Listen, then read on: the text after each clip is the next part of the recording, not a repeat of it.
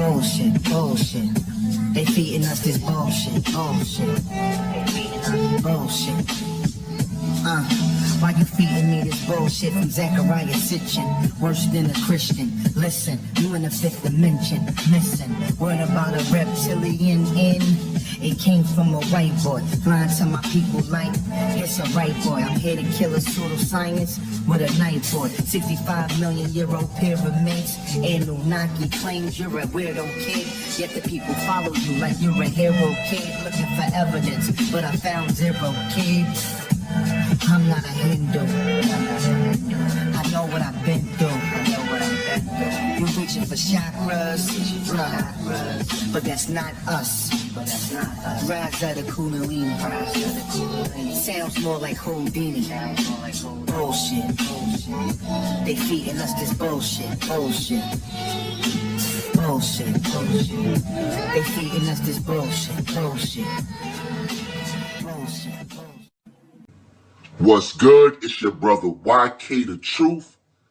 And the Dogon mystery is a hoax. The Dogon people did not have secret knowledge of the star Sirius.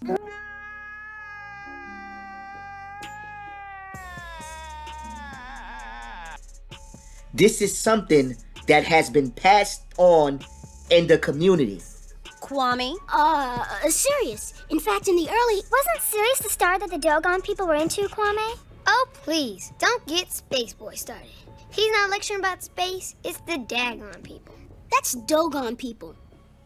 Some of our top scholars believe that the Dogons had secret knowledge about the star Sirius.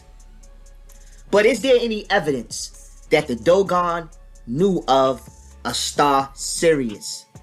Okay?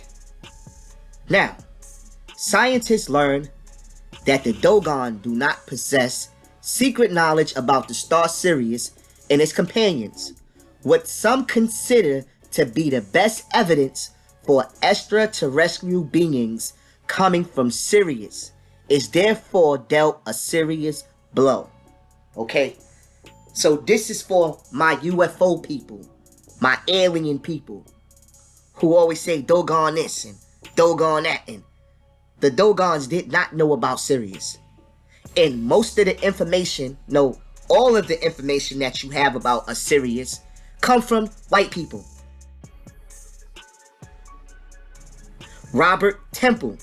Not only white people, because just because you're white don't mean that your info is not correct, but white people who went to Africa, who go to Africa and they create conspiracies and pseudosciences. People like Zachariah Sitchin. People like David Icke. Robert Temple, Robert Duvall. All of these Europeans that blend our African history with pseudoscience. And most of these people in our community that's talking about Dogon this and UFOs that, they don't believe that we come from Africa. But yet, you believe the Dogons. So let's get into it. In 1976, two major books on extraterrestrial visitations were published. Zachariah Sitchin, The 12th Planet, and Robert Temple's The Sirius Mystery. Now, I already did a video showing you how Zachariah Sitchin was wrong, and he did not know how to read Sumerian texts. Sitchin's work remains the bedrock that many have built their very similar theories on. If Sitchin is wrong, so are they. Zachariah Sitchin's theory is that an ancient, highly advanced, extraterrestrial race came to Earth many thousands of years ago from a planet called Nibiru, which has a 3,600-year orbit around our Sun.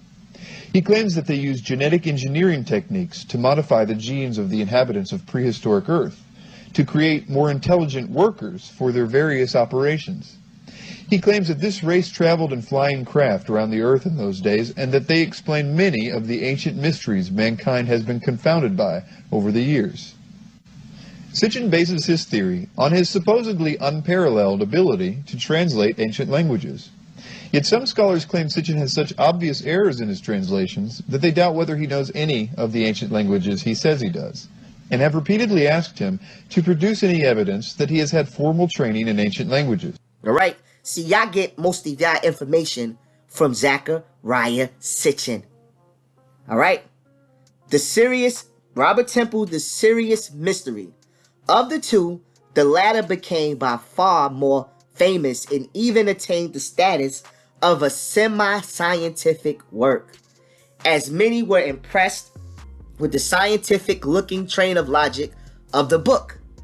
Temple stated that the Dogon, a tribe in Africa, possessed extraordinary knowledge on a star system Sirius, the brightest star in the sky, the star which became the marker of an important ancient Egyptian calendar. The star which, according to some, is at the center of beliefs held by Freemasons. The star which, according to some, is where the forefathers of human race might have come. Okay? Now, Temple claimed that the Dogon possessed knowledge on Sirius B and Sirius C, companion stars to Sirius that are, however, invisible to the naked eye, meaning you would have needed a telescope to see those stars.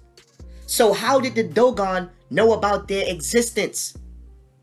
Temple referred to legends of a mythical creature, Oannes, who might have been an extraterrestrial being descending on Earth from the stars to bring wisdom to our forefathers.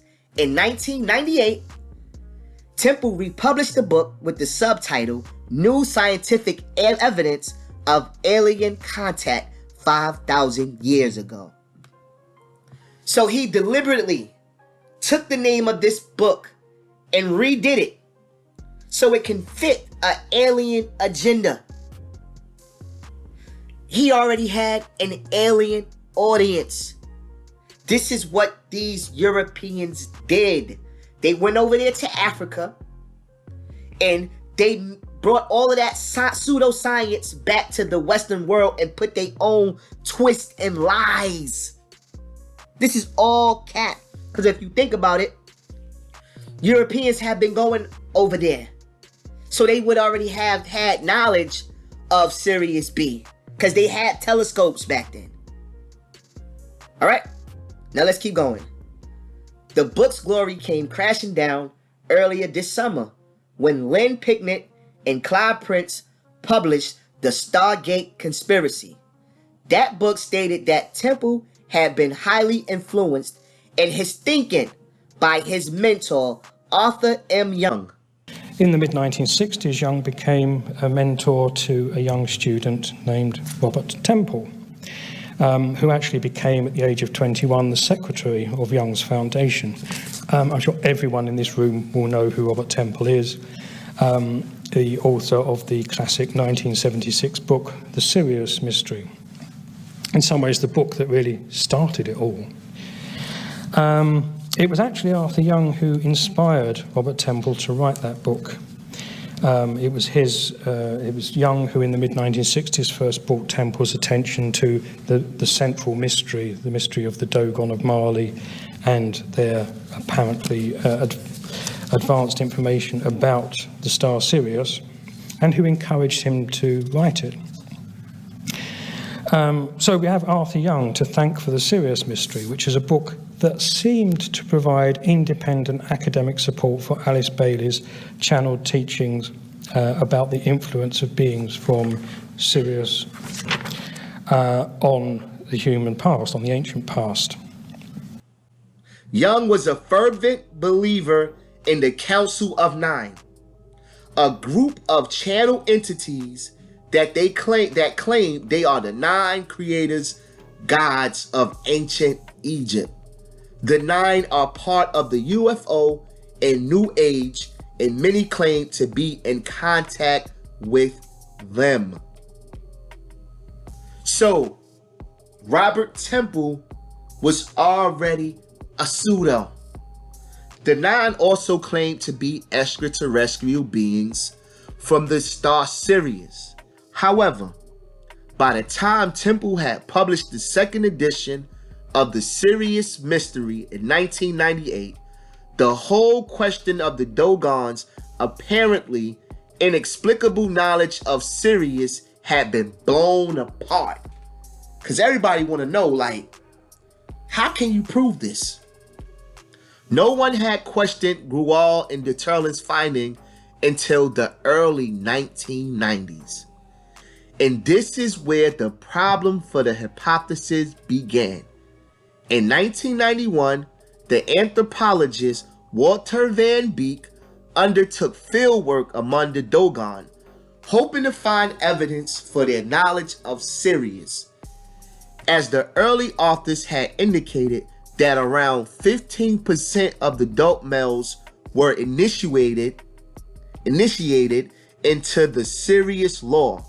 So this ought to have been a relatively easy task. However, Van Beek was unable to find anyone who knew about Sirius B.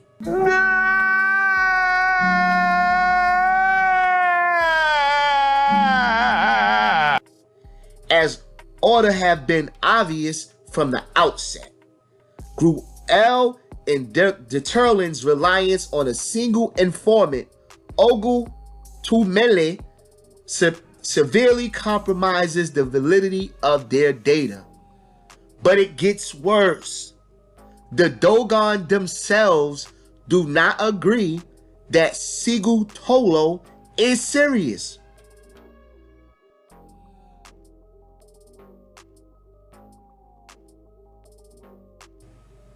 It is the brightest star that appears to announce the beginning of a festival, Sigu, with some identity with Venus, while others claim it is invisible. Tupolo is not Sirius B, as it sometimes approaches Sigu Tolo, making it brighter, while it is sometimes more distant when it appears as a group of twinkling stars, which sounds like a description of Pleiades. So they had the wrong damn thing. All in all, the inexplicable astronomical knowledge turns out to be confused, to bear the interpretation put on it by Gruel and Deterlin. It is probably no coincidence that Gruel was a keen amateur astronomer. He was an amateur, and he used his knowledge to rationalize an extremely confusing traditional law that the Dogons themselves could not agree on. Robert Temple ought to have known about Van Beek's fieldwork long before the second edition of the Sirius Mystery was published. But he kept going. He also made basic mistakes in interpretation of Egyptian, Greek, and Mesopotamian mythology that undermines his account of the origins of the Dogon's supposed knowledge. The Egyptians did not identify Sirius as the dog star. That was a Greek idea. And this is why I called you guys pseudos. Because most of the stuff you believe in is Greek. So you want to say pseudo is a Greek word. Well, it fits you Greek pseudos. So it cannot be linked with Anubis. Indeed, Sirius in Egyptian was specifically identified with Isis as the constellation known to Greeks as Orion, the hunter whose dog was represented by Sirius, was identified by the Egyptians with Osiris, the husband of Isis. So we can get this out of here.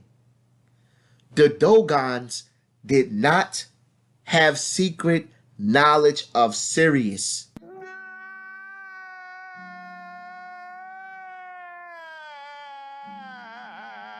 of the star Sirius B.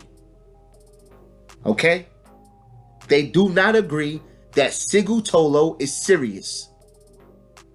So stop talking about the Dogon this and the Dogon tribe and the Dogon and aliens and extraterrestrials. It's all bullshit. It's bullshit. It's these European people going to these African continent and stealing and then putting their own twist on it so they could make $1. And you Negroes buy these books. So the Dogon is gone. They didn't have any secret knowledge of Sirius. It's pseudo.